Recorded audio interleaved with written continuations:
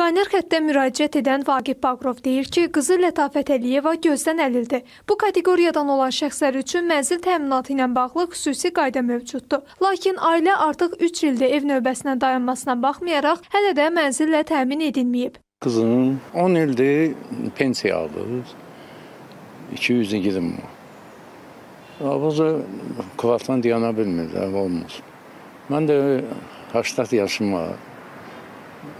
Yəni 400 manat mən pensiya alıram. Onunla mən necə dolandırım olarım. Ona görə bizə ev lazım idi. Ona ev lazım idi. Bütün gözünün divarları çatlaq-çatlaqdır. Məsələ ilə bağlı Sosial Xidmətlər Agentliyindən bildirildi ki, proses mərhələli şəkildə və növbəlilik prinsipi əsasında həyata keçirilir.